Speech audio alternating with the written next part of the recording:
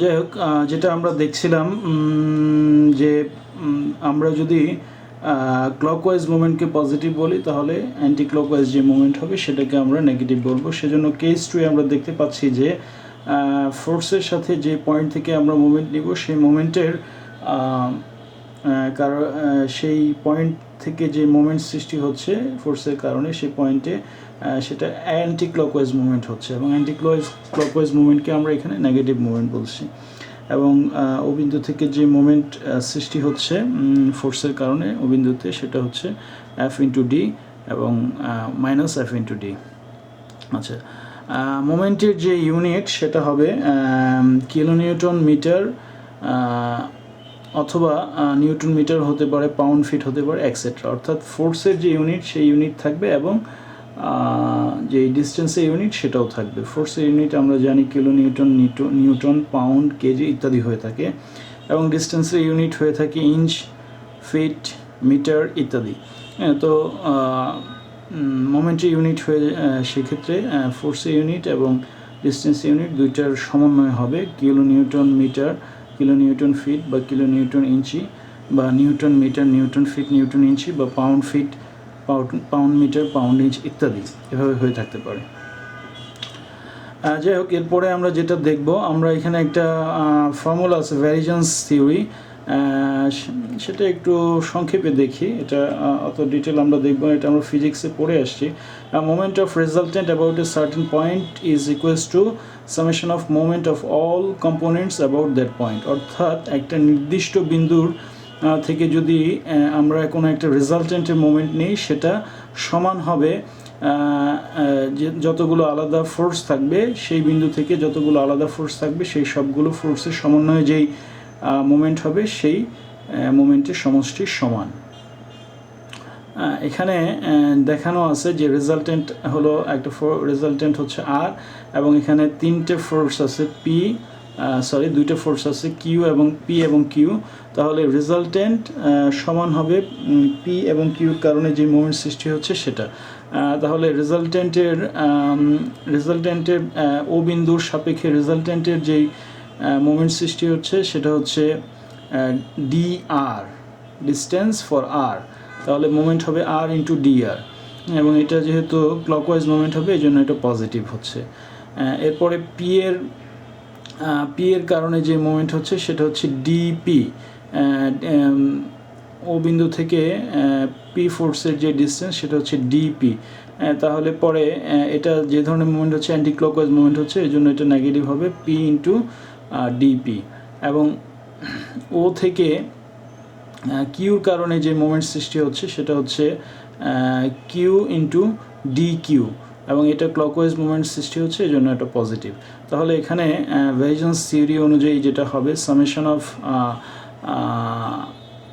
Moment for force P এবং plus summation of moment plus summation of moment for force q will be equals to the moment created due to the resultant force due to the resultant r.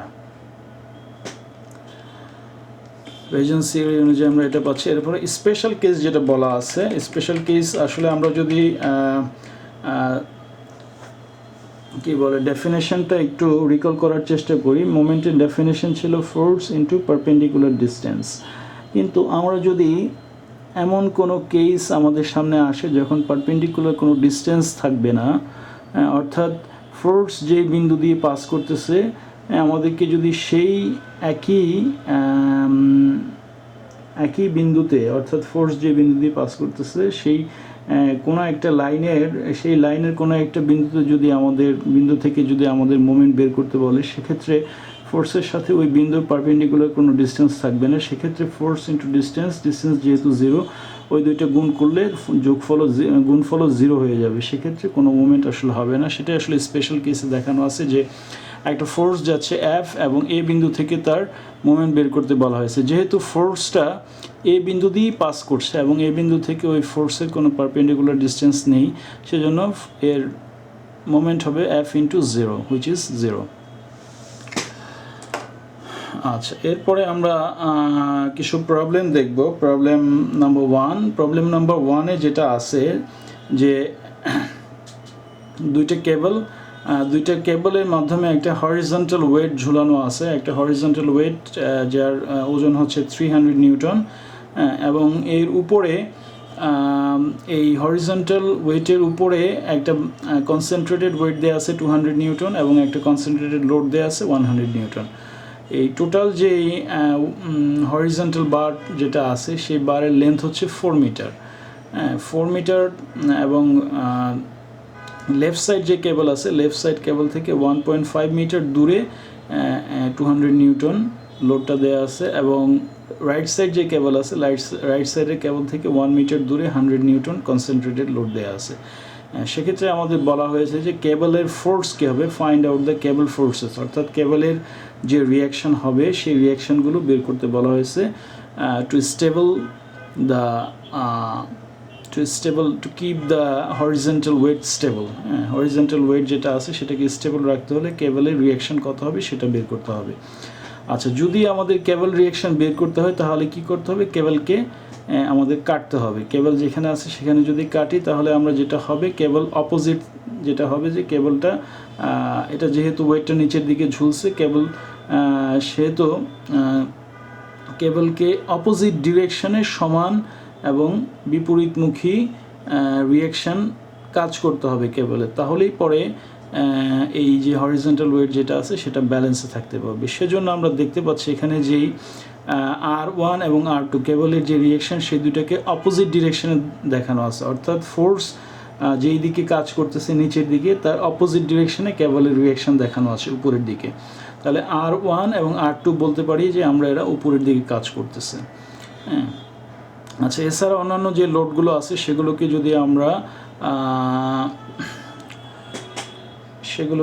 আমরা একটু simplify করি তাহলে এমন হয় যে R1 থেকে 1.5 metre দূরে 200 Newton কাজ করবে এবং R2 থেকে 1 মিটার দূরে 100 নিউটন কাজ করবে, এবং যেহেতু এই যে হরিজন্টাল ওয়েট আছে 4 মিটার যার লেন্থ, তার ওয়েট হচ্ছে 300 নিউটন, এবং এই 300 নিউটন 4 মিটারের একেবারে সেন্টার পয়েন্ট দিয়ে কাজ করবে। তাহলে 4 মিটার সেন্টার পয়েন্ট মানে হচ্ছে দুইটা কেবল থেকে 2 মিটার দূরত্বে এই 300 নিউটন কাজ করবে। তাহলে এখন যদি আমরা সামেশন অফ Fy করি, অর্থাৎ ভার্টিক্যাল যে ফোর্সগুলো আছে সেই ফোর্সগুলোর যোগফলগুলি যদি আমরা ক্যালকুলেট করি তাহলে কি হবে, একদিকে R1 এবং R2 উপরের দিকে কাজ করতেছে, হ্যাঁ, উপরের দিকে কাজ করলে আমরা তাদেরকে পজিটিভ ধরতে পারি, তাহলে R1 প্লাস R2 পজিটিভ হবে, এবং যেগুলো নিচের দিকে কাজ করতেছে সেগুলোকে যদি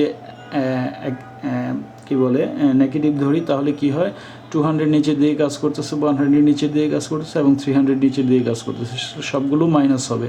তাহলে মাইনাসগুলো একদিকে যোগ করলে হয়ে যাচ্ছে আমাদের 600, এবং R1 এবং R2 হয়ে যাচ্ছে পজিটিভ অপর সাইডে থাকতেছে। তাহলে R1 প্লাস R2 সমান এই মাইনাসকে যদি আমরা রাইট সাইডে নিই তাহলে এটা হয়ে যাচ্ছে পজিটিভ 600।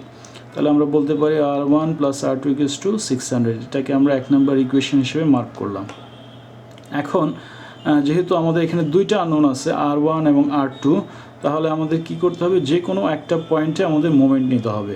আমরা R1কে যদি নাম্বার 1 পয়েন্ট বলি এবং R2কে যদি নাম্বার 2 পয়েন্ট বলি এবং 1 নম্বর পয়েন্টে যদি মোমেন্ট নিই তাহলে কি হয়, 1 নম্বর পয়েন্ট থেকে মোমেন্ট নিলে প্রথমে আমাদের যে একটা ফোর্স আছে 200 নিউটন সেটা মোমেন্ট দিবে, সেটার সাথে 1 নম্বর পয়েন্ট থেকে সেই ফোর্সের দূরত্ব হচ্ছে 1.5 মিটার এবং তার পারপেন্ডিকুলার ডিস্টেন্স হচ্ছে 1.5 মিটার। তাহলে আমাদের এখানে হবে 200 ইন্টু 1.5, এটা ক্লকওয়াইজ মোমেন্ট দিবে, এই জন্য পজিটিভ।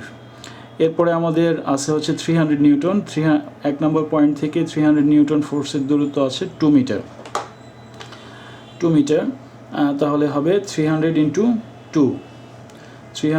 2, এটাও ক্লকওয়াইজ মুভমেন্ট দিচ্ছে, এই জন্য পজিটিভ হবে। এরপরে আছে আমাদের 100 নিউটনের সাথে আমাদের 1 নম্বর পয়েন্ট থেকে দূরত্ব আছে 3 মিটার, তাহলে 100 ইন্টু 3, এটাও ক্লকওয়াইজ মুভমেন্ট দিচ্ছে, এই জন্য পজিটিভ হবে। এরপরে আমাদের আছে R2 আমাদের 1 নম্বর পয়েন্ট থেকে R2 দূরত্ব হচ্ছে 4 মিটার, তাহলে R2 ইন্টু হবে 4 এবং এটা অ্যান্টি ক্লকওয়াইজ মুভমেন্ট দিচ্ছে, এই জন্য নেগেটিভ হবে।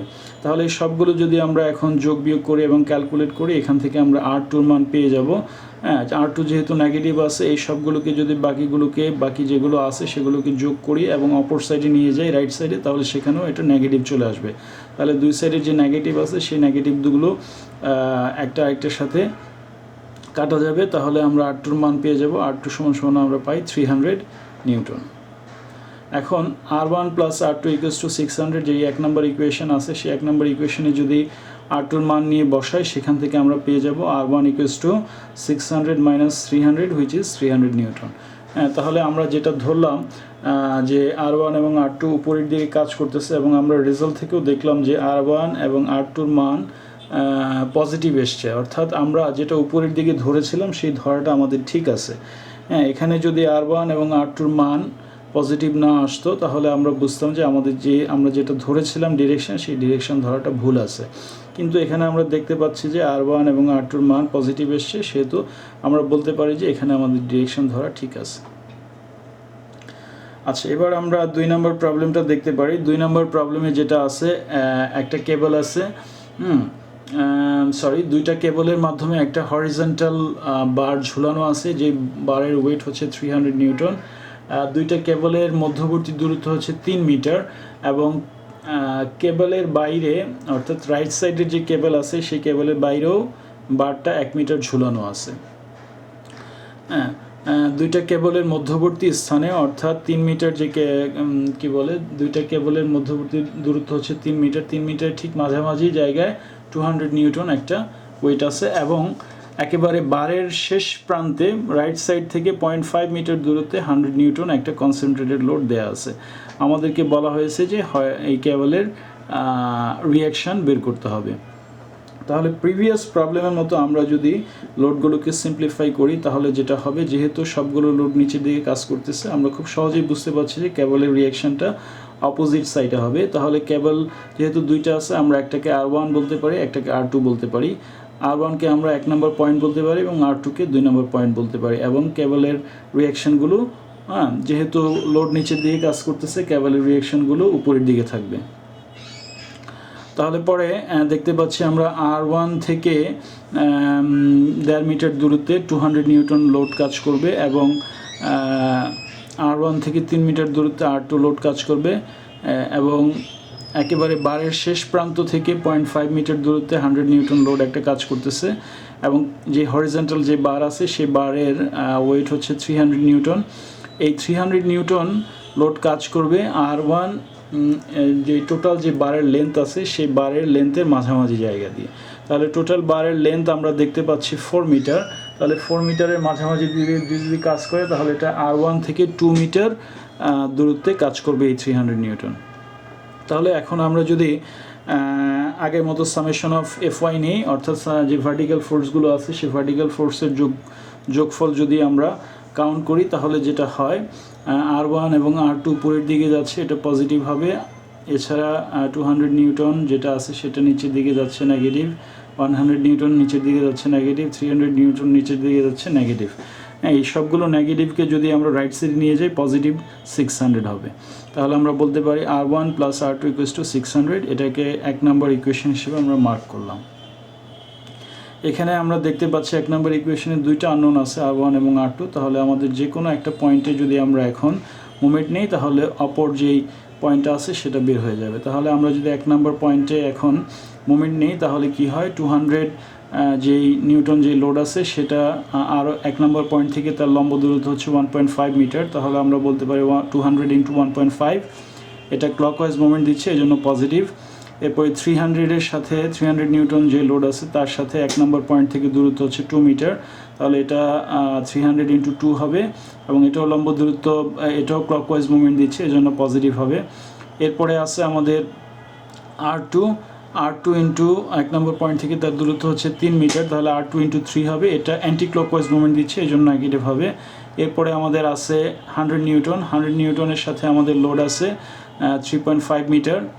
100 নিউটন লোডের সাথে আমাদের দূরত্ব হচ্ছে 3.5 মিটার, তাহলে 100 × 3.5 হবে, এবং এটাও ক্লকওয়াইজ মুভমেন্ট দিচ্ছে, এই জন্য পজিটিভ হবে। এখন আমরা যেই পজিটিভগুলো আছে সেগুলোকে যদি যোগ করি এবং রাইট হ্যান্ড সাইডে নিয়ে যাই এবং R2 × 3 আছে, এই 3 দিয়ে আমরা যদি সেটাকে ভাগ দিই তাহলে R2 সমান সমান আমরা পাই 416.67 নিউটন, 416.67 নিউটন। এটা আপওয়ার্ড সাইড আছে এবং এই 416.67 নিউটন যদি R2 মান নিয়ে 1 নম্বর ইকুয়েশনে বসাই তাহলে R1 সমান সমান আমরা পাই 183.33 নিউটন আপওয়ার্ড ডিরেকশন। অর্থাৎ আমরা R1 এবং R2 যেই ডিরেকশনগুলো ধরেছিলাম উপরের দিকে কাজ করতেছে সেই ডিরেকশন ধরা আমাদের ঠিক আছে। এখানে যদি আমাদের ডিরেকশন ধরা ঠিক না হতো তাহলে এখানে নেগেটিভ রেজাল্ট আসতো। তো মোটামুটি এগুলো ছিল আমাদের সিম্পল দুটো প্রবলেম। এরপরে আমরা যে প্রবলেমটা দেখব এটাও বেশ সিম্পল একটা প্রবলেম। এটা কি বলা আছে একটু দেখি আগে প্রবলেমটা। এখানে বলা আছে wait A of 100 pound CD is a rigid uniform body weighing 50 pound and the pulleys are smooth. If CD remains in a horizontal position, determine F and the weight of B for equilibrium. অর্থাৎ CD বলে একটা বার আছে, CD বারের মধ্যে পুলির মাধ্যমে দুই পাশে দুইটা ওয়েট ঝুলানো আছে, একটা ওয়েট হচ্ছে A এবং অপর ওয়েট হচ্ছে B। ওয়েট এর ওজন হচ্ছে 100 পাউন্ড এবং ওয়েট বি এর ওজন আমাদের বের করতে হবে। সিডি যেই বারটা আছে সেটাকে যদি হরিজন্টাল পজিশনে রাখতে হয় তাহলে আমাদের যে এফ যে ফোর্সটা আছে এফ ফোর্সের মান বের করতে হবে এবং বি ফোর্সের মান বের করতে হবে যাতে টোটাল সিস্টেমটা ইকুইলিব্রিয়ামে থাকে। এখানে সিডি যে বার আছে সেই বারের লেন্থ দেওয়া আছে 10 ইঞ্চ এবং সিডি বারের সি পয়েন্ট থেকে 8 ইঞ্চ দূরে এবং ডি পয়েন্ট থেকে 2 ইঞ্চ দূরে একটা ফোর্স এফ কাজ করতেছে এবং এ যেই লোডটা আছে সেটা একটা পুলির মাধ্যমে ঝোলানো আছে, একটি স্মুথ পুলির মাধ্যমে 60 ডিগ্রি অ্যাঙ্গেলে ঝোলানো আছে এবং বি যে লোডটা আছে সেটাও একটা স্মুথ পুলির মাধ্যমে ঝোলানো আছে। তাহলে আমরা এখন আমাদের এখানে দেখতে পাচ্ছি আমাদের এখানে এফ এবং বি এর মান বের করতে হবে, এফ ফোর্সের মান এবং বি ফোর্সের মান বের করতে হবে। আমরা যদি এই টোটাল সিস্টেমটাকে সিম্পলিফাই করি, যেহেতু আমাদের এ লোড জানা আছে তাহলে এ লোডের কারণে এ ফোর্সের কারণে আমরা এই ফোর্সটাকে যদি সিম্পলিফাই করি, এটাকে যদি একটা রেজাল্টেন্ট ফোর্স ধরি তাহলে এই রেজাল্টেন্ট ফোর্সকে যদি দুই ভাগে ভাগ করে দিই এটার একটা হরিজন্টাল কম্পোনেন্ট হবে এবং একটা ভার্টিক্যাল কম্পোনেন্ট হবে। যেহেতু আমরা দেখতে পাচ্ছি যে রেজাল্টেন্ট ফোর্সটা এক্স অ্যাক্সিস বা হরিজন্টালের সাথে 60 ডিগ্রি কোণ করে আছে, তাহলে এটার যে হরিজন্টাল কম্পোনেন্ট হবে সেটাকে আমরা বলতে পারবো 100 cos 60 এবং যে ভার্টিক্যাল কম্পোনেন্ট হবে সেটাকে আমরা বলতে পারবো 100 sin 60। আমরা লাস্ট ক্লাসে দেখে এসেছিলাম যে এই ধরনের কোঅর্ডিনেট সিস্টেম থাকলে কোনো ফোর্স যদি এক্স অ্যাক্সিসের সাথে কোণ করে থাকে তাহলে আমরা কিভাবে সেটাকে দুইটা ভাগে ভাগ করতে পারি। ঠিক একই রুলস ফলো করে আমরা এখানে যে রেজাল্টেন্ট ফোর্স 100 পাউন্ড আছে সেটা হরিজন্টালের সাথে বা এক্স অ্যাক্সিসের সাথে 60 ডিগ্রি অ্যাঙ্গেলে আছে, সেটাকে আমরা দুই ভাগে ভাগ করলাম। তাহলে 100 cos 60 সমান হয় 50 পাউন্ড এবং 100 sin 60 সমান হয় 86.603 পাউন্ড। এই দুইটা আমরা ভাগ করে নিলাম। ঠিক একইভাবে আমরা যদি যে বি ওয়েটটা আছে বি ওয়েটটাকেও যদি ভাগ করি, যেহেতু বি ওয়েটটা এখানে হরিজন্টালের সাথে কি কোণ করে বলা আছে আমরা জানি না, তো আমরা ধরে নিলাম এটা থিতা কোণ করে আছে। তাহলে থিতা কোণ করে যদি হয় তাহলে বি এর ওয়েটকে আমরা যদি ওয়েট অফ বি বলি ডাব্লিউ বি, তাহলে হরিজন্টাল যে কম্পোনেন্ট হবে সেটা হবে ডাব্লিউ বি ইন্টু কস থিতা। যেহেতু এটা এক্সের সাথে বা হরিজন্টালের সাথে থিতা কোণ করে আছে ধরে নিলাম, তাহলে হরিজন্টাল যে কম্পোনেন্ট হবে সেটা হবে W B of cos theta এবং ভার্টিক্যাল যে কম্পোনেন্ট হবে সেটা হবে W B of sine theta. তার মানে এখানে আমরা দেখতে পাচ্ছি এখানে আমাদের বি এর ওয়েট এবং এফ এর সাথে সাথে থিতার মানও বের করতে হবে। থিতা কত ডিগ্রি অ্যাঙ্গেলে আছে এটা আমরা জানি না, আমরা ধরে নিলাম থিতা ডিগ্রি অ্যাঙ্গেলে আছে, তাহলে এখানে থিতার মানও আমাদের বের করতে হবে। এছাড়া যেটা বলা আছে যে সিডি যেই বারটা আছে সেটার ওজন বলা আছে 50 পাউন্ড, তাহলে এটা টোটাল এটার যে লেন্থ 10 ইঞ্চি, 10 ইঞ্চির মাঝামাঝি দিয়ে কাজ করবে 50 পাউন্ড। এছাড়া অন্যান্য ফোর্স যেভাবে আছে সেটা তো আমরা দেখতেই পাচ্ছি। তাহলে আমরা এখন যেটা করতে পারি, আমরা যদি এখান থেকে দেখতে পাই, আমরা যদি এখানে দেখি যে আমাদের টোটাল সিস্টেমে আননোন আছে কি কি। টোটাল সিস্টেমে আননোন আছে আমাদের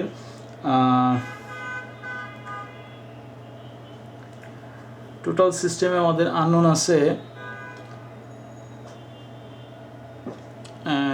WB sine theta, WB cos theta, theta এবং এফ, এই চারটা আননোন আছে। এর মধ্যে আমরা যদি এখানে দেখতে হবে যে কোন পয়েন্টে আমাদের মোমেন্ট নিলে আমাদের একটাই মাত্র আননোন থাকে এবং আমরা সে একটাকে বের করে নিয়ে আসতে পারি। তাহলে আমরা দেখতে পাচ্ছি আমরা যদি এখানে ডি পয়েন্টে মোমেন্ট নিই, ডি পয়েন্টে মোমেন্ট নিলে আমাদের কিন্তু আননোন থেকে যাবে, তিনটা আননোন থেকে যাবে। কিন্তু আমরা যদি সি পয়েন্টে আননোন নেই, সি পয়েন্টে মোমেন্ট নেই, তাহলে আমাদের WB কস থিটা এবং WB সাইন থিটার সাথে কোনো ডিস্টেন্স থাকবে না এবং যার ফলে ওই দুইটা আননোন কিন্তু আমাদের জিরো চলে আসবে। সেক্ষেত্রে আমাদের আননোন থাকবে একটা এফ। তাহলে এই আননোনটা আমরা আননোনের রেজাল্ট আমরা পেয়ে যাব। তাহলে আমাদের সি পয়েন্টে মোমেন্ট নেওয়াটাই বেশি যৌক্তিক হবে। এই জন্য আমরা যদি সি পয়েন্টে মোমেন্ট নিই এবং ক্লকওয়াইজ মোমেন্টকে যদি আমরা পজিটিভ বলি তাহলে কি হয়, তাহলে আমরা দেখতে পাচ্ছি যে 50 পাউন্ড যে লোড আছে, 50 পাউন্ডের সাথে সি পয়েন্ট থেকে 50 পাউন্ডের ডিস্টেন্স হচ্ছে 5। তাহলে আমরা বলতে পারি 50 × 5, এটা ক্লকওয়াইজ মুভমেন্ট দিবে পজিটিভ। এরপরে এফ যে লোড আছে সেটার সাথে সি পয়েন্ট থেকে তার ডিস্টেন্স হচ্ছে 8 ইঞ্চ, তাহলে আমরা বলতে পারি F × 8, এটাও ক্লকওয়াইজ মুভমেন্ট দিবে, আমরা বলতে পারি সেটাকে পজিটিভ। এরপরে যেটা আছে 86.603 পাউন্ড, এটা সি পয়েন্ট থেকে তার ডিস্টেন্স আছে 10 ইঞ্চ এবং এটাও দেখতে পাচ্ছি যে আমরা এটা কিন্তু ক্লকওয়াইজ মুভমেন্ট দিবেন, এটার ডিরেকশনটা আপওয়ার্ড ডিরেকশন আছে, এই জন্য এটা অ্যান্টি ক্লকওয়াইজ মুভমেন্ট দিবে। অ্যান্টি ক্লকওয়াইজ যেহেতু আমরা ক্লকওয়াইজকে পজিটিভ বলেছি এখানে, তাহলে অ্যান্টি ক্লকওয়াইজটা এখানে নেগেটিভ বলতে হবে আমাদের। তাহলে এটা হবে 86.603 × 10, এটাকে আমরা নেগেটিভ বলবো। এছাড়া আরও একটা ফোর্স আছে এখানে 50 পাউন্ড, যেটা 100 × cos 60 করলে আমরা পাই 50 পাউন্ড। এই 50 পাউন্ডটা এখানে যদিও ফোর্সটা আছে কিন্তু সি পয়েন্টের সাথে এই ফোর্সের পারপেন্ডিকুলার ডিস্টেন্স 0। সি পয়েন্টের সাথে এই ফোর্সের পারপেন্ডিকুলার ডিস্টেন্স 0, যার ফলে এখানে সি পয়েন্টের সাথে এর কোনো সি পয়েন্ট থেকে এই ফোর্সের কারণে কোনো মুভমেন্ট ক্রিয়েট হবে না, কারণ 50 × 0 যদি করি আমরা তাহলে 0 আসে। তাহলে এটাকে যদি আমরা এখন ক্যালকুলেট করি তাহলে এখান থেকে আমরা এফ এর মান পেয়ে যাব। এফ সমান আমরা পাই 77.004 পাউন্ড। তাহলে এখান থেকে আমরা এফ এর মান পেয়ে গেলাম। এখন আমরা যদি এফ এর মান পেয়ে যাওয়ার পরে আমরা যদি এখন সামেশন অফ এফএক্স করি, যেহেতু হরিজন্টাল ফোর্সের যে সমষ্টি সেটা যদি করি তাহলে এখান থেকে আমরা দেখতে পাচ্ছি এখানে দুইটাই হরিজন্টাল ফোর্স আছে। একটা হচ্ছে 100 cos 60 = 50 পাউন্ড, এটা একটা, আর একটা হচ্ছে WB cos থিটা। তাহলে এখান থেকে আমরা যদি সামেশন অফ এফএক্স করি, এফএক্স = 0 করি, তাহলে দুইটা হরিজন্টাল ফোর্সই আসবে। একটা হচ্ছে WB cos theta. WB cos theta যেহেতু এটা দুইটা দুই দিকে যাচ্ছে, আমরা যে কোনো একটাকে পজিটিভ ধরতে পারি, যে একটাকে পজিটিভ ধরলে অপরটা নেগেটিভ আসবে, অর্থাৎ দুইটা মিলে ব্যালেন্স হবে। তাহলে আমি যদি এখানে WB cos থিটা যেটা লেফট সাইডে যাচ্ছে সেটাকে পজিটিভ ধরি, তাহলে 50 যেটা আছে সেটা নেগেটিভ হবে। তাহলে WB cos থিটা - 50 = 0 করি, তাহলে WB cos থিটা = 0 আসতেছে। অথবা আমরা যদি WB cos থিটাকে নেগেটিভ ধরতাম তাহলে 50 যেটা আছে সেটা পজিটিভ হতো একইভাবে, তাহলে WB cos থিটা = 50 আসতো, একই আসতো। যাই হোক, আমরা এখানে এটা পেয়ে গেলাম WB cos থিটা = 50। এরপরে যদি আমরা সামেশন অফ FY করি, সামেশন অফ FY করলে যেটা হয়, সামেশন অফ FY করলে এখানে ভার্টিক্যাল, এই সিস্টেমে যে ভার্টিক্যাল ফোর্সগুলো আছে সবগুলোর সমষ্টি আমাদের নিতে হবে। এখানে ভার্টিক্যাল ফোর্স কি আছে, WB sin থিটা আছে, এটা উপরের দিকে কাজ করতেছে, আমরা এটাকে পজিটিভ ধরলাম। এরপরে যেই CD বার আছে, CD বারের ওয়েট হচ্ছে 50 পাউন্ড, সেটা নিচের দিকে কাজ করতেছে, সেটাকে নেগেটিভ ধরলাম। এরপরে আমরা F যে ফোর্স পেলাম সেই ফোর্সও নিচের দিকে কাজ করতেছে, সেটা সমান হলো 77.004, এটাকেও নেগেটিভ ধরলাম। এরপরে আছে 100 sin 60 সেটা উপরের দিকে কাজ করতেছে, সেটা পজিটিভ, তার মান হচ্ছে 86.603 পাউন্ড, সেটা উপরের দিকে কাজ করতেছে, সেটা পজিটিভ হয়। তাহলে এখান থেকে আমরা WB sin থিটা = পেয়ে গেলাম এটা যদি ক্যালকুলেট করি ডাব্লিউ বি সাইন থিটা সমান আস্তে আস্তে 40.401 পাউন্ড। হ্যাঁ, তাহলে W summation of F x থেকে আমরা পেলাম ডাব্লিউ বি কস থিটা এবং সামেশন অফ এফ ওয়াই থেকে পেলাম আমরা ডাব্লিউ বি সাইন থিটা। এই দুইটাকে যদি দুইটা ইকুয়েশন দিয়ে মার্ক করি, একটাকে 1 নাম্বার একটাকে 2 নাম্বার ইকুয়েশন বলি, তাহলে আমরা দেখতে পাই এখানে যে 2 নাম্বার ইকুয়েশনকে যদি 1 নাম্বার ইকুয়েশন দিয়ে আমরা ভাগ দিই তাহলে এখান থেকে একটা কিছু পাওয়া যাবে। হ্যাঁ, তাহলে 2 নাম্বার ইকুয়েশনকে যদি 1 নাম্বার ইকুয়েশন দিয়ে ভাগ দিই তাহলে যেটা হবে যে ডাব্লিউ বি কাটা যাবে, sine theta by cos theta সমান সমান আমরা জানি টেন থিটা। তাহলে sine theta by cos theta সমান সমান হবে টেন থিটা এবং 2 নাম্বার ইকুয়েশনের ভ্যালু হচ্ছে 40.401। সেটাকে আমরা যদি 1 নাম্বার ইকুয়েশনের যে রাইট সাইড আছে 50 এটা দিয়ে ভাগ দিই তাহলে এখানে আমরা পেয়ে যাব 40.401 ডিভাইডেড বাই 50। তাহলে থিটা সমান সমান আমরা লিখতে পারি 10 ইনভার্স অফ 40.401 ডিভাইডেড বাই 50। তাহলে সেখান থেকে আমরা 10 ইনভার্স অফ 40.401 বাই 50 যে মান সেটা সমান সমান পেয়ে যাই theta equals to 38.94 degree. 38.94 degree সেখান থেকে পেয়ে যাই। তাহলে আমরা থিতার মানও পেয়ে গেলাম। এখন আমরা দেখতে পাচ্ছি আমরা এফ এর মানও পেয়ে গেছি, থিতার মানও পেয়ে গেছি। এখন শুধু আমাদের ডাব্লিউ বির মানটা জানতে হবে। ডাব্লিউ বির মান যদি আমরা জানতে চাই তাহলে আমাদের এমন একটা কিছু করতে হবে যাতে করে এই যে কস থিটা এবং সাইন থিটা আছে এটা মিলে যাতে 1 হয়ে যায়। হ্যাঁ, তাহলে আমরা দেখতে পাচ্ছি আমরা জানি যে sine theta square plus sine theta square plus cos theta equals sine square theta plus cos square theta equals to 1, এটা আমরা জানি। তাহলে আমরা যদি এই যে 1 নাম্বার ইকুয়েশন আছে এবং 2 নাম্বার ইকুয়েশন আছে সেটাকে যদি স্কোয়ার করি, বোথ সাইডকে যদি আমরা স্কোয়ার করি এবং রুট ওভার করি তাহলে কি হয় দেখি। আমরা যদি 1 নাম্বার ইকুয়েশনকে স্কোয়ার করি এবং রুট ওভার করি তাহলে দাঁড়ায় W B square into cos square theta. হ্যাঁ, এবং 2 নাম্বার ইকুয়েশনকে যদি স্কোয়ার করি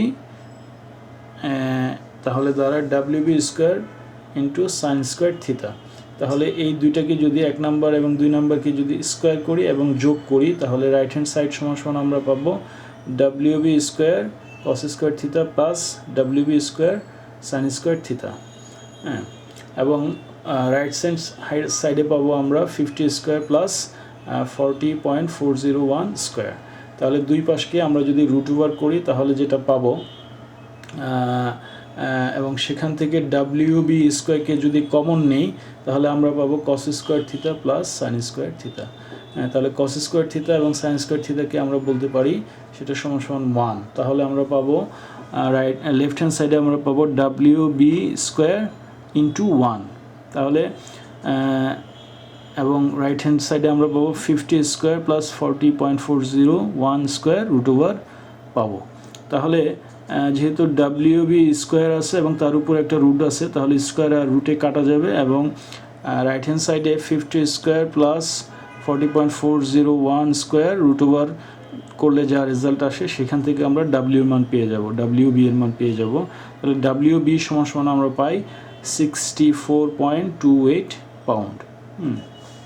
অর্থাৎ এভাবে যদি আমরা করি তাহলে এখান থেকে কিন্তু আমরা ডাব্লিউ বি এর মানও পেয়ে যাচ্ছি। এখানে কন্ডিশনটা বলে দেওয়া আছে root over square of equation number 1 square plus 2 square. এটার লেফট হ্যান্ড সাইড এবং রাইট হ্যান্ড সাইড যদি সমান করি তাহলে আমরা পেয়ে যাই W B equals to 64.28 pound. তো এইভাবে আমরা এই ধরনের কোনো সিস্টেম বা কোঅর্ডিনেট সিস্টেম বা ফোর্স সিস্টেম যদি দেয়া থাকে কোনো বারকে ব্যালেন্সে রাখার জন্য সেখানে যে আননোন ফোর্স থাকবে বা যে ওয়েট থাকবে এবং তাদের যে অ্যাঙ্গেল থাকবে আমরা বের করে ফেলতে পারবো। তো যাই হোক, মোটামুটি এটা ছিল আমাদের আজকের ক্লাসের একটা পার্ট।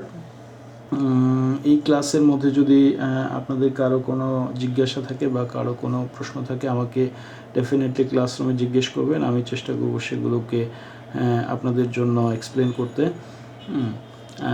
বা এই ক্লাসের বাইরেও যদি কারো কোনো জিজ্ঞাসা থাকে বা প্রিভিয়াস ক্লাসে যদি কারো কোনো পয়েন্ট বুঝতে অসুবিধা হয় আমাকে ডেফিনেটলি ক্লাসরুমে আপনারা জিজ্ঞাসা করবেন।